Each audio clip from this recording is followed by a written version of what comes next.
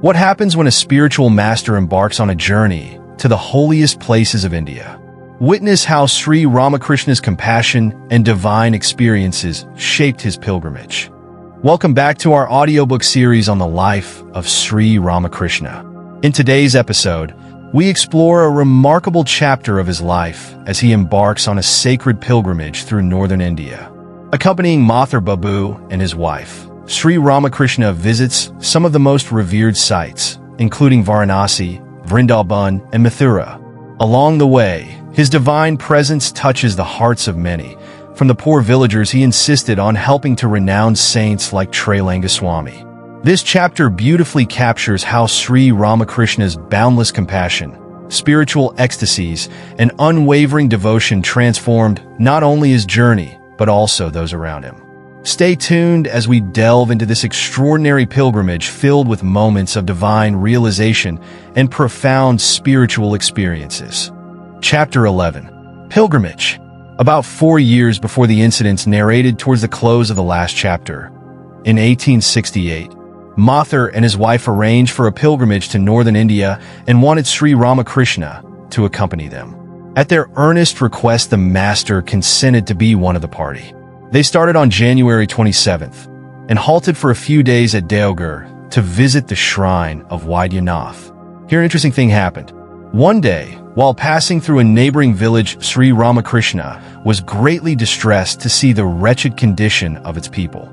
Moved with sympathy for them, he said to Mathur, "You are the steward of the mother. Feed these poor people and give everyone a piece of cloth." Mathur at first hesitated, saying, "This pilgrimage will cost a lot of money, and these people are very numerous. We may be short of funds on the journey if we try to feed and clothe them. So what do you say to this, Father?" But Sri Ramakrishna was inexorable. He shed tears at the sight of such abject misery and said in anguish, "Fie upon you!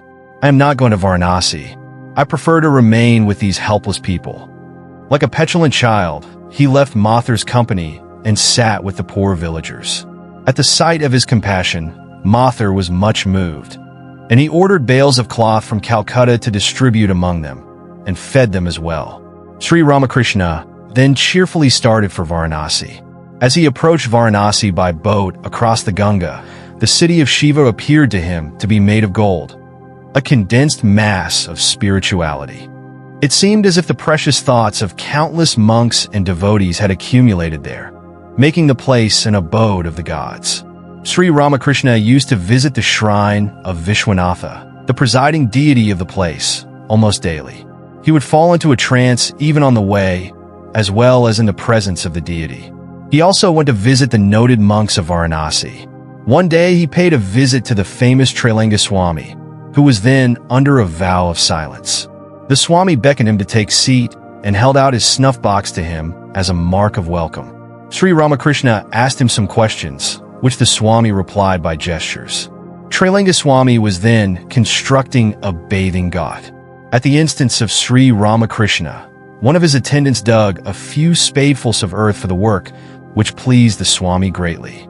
The master invited him one day to the home of Mathur and entertained him with great respect. After about a week's stay at Varanasi, the party moved on to Allahabad, where all bathed in the sacred confluence of the Ganga and the Yamuna. After 3 days, the party returned to Varanasi.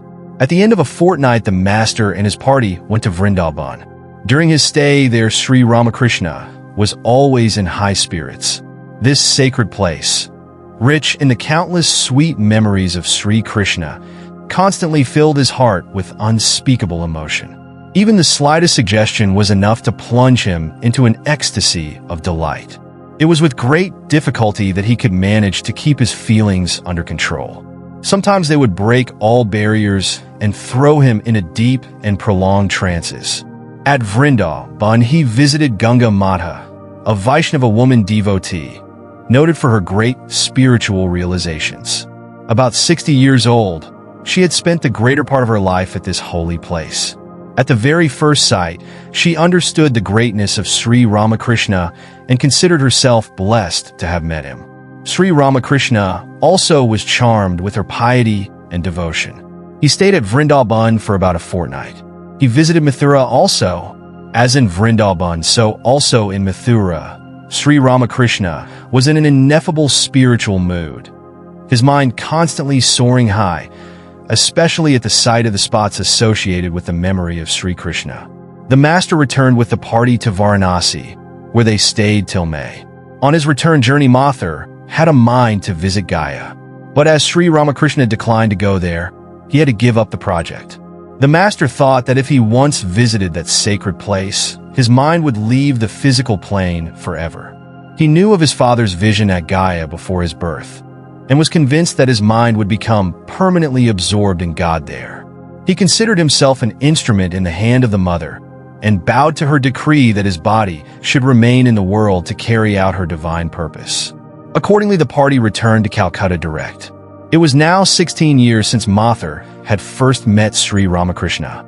A wonderful change had been wrought in his mind during this period.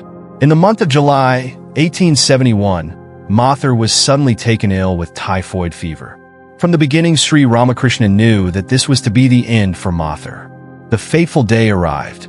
Mathur was carried to Kalighat. That day the master fell into a deep trance, which lasted 2 or 3 hours.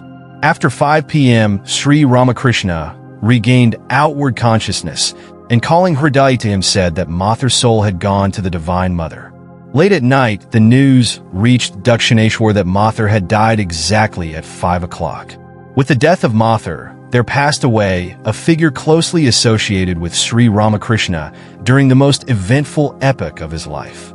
In our next episode, we dive into an extraordinary chapter where Sri Ramakrishna meets some of the greatest minds of his time. From Keshab Chandra Sun to Ishvar Chandra Vidyasagar, discover how his divine insights and magnetic personality drew in the leading thinkers and reformers of the age.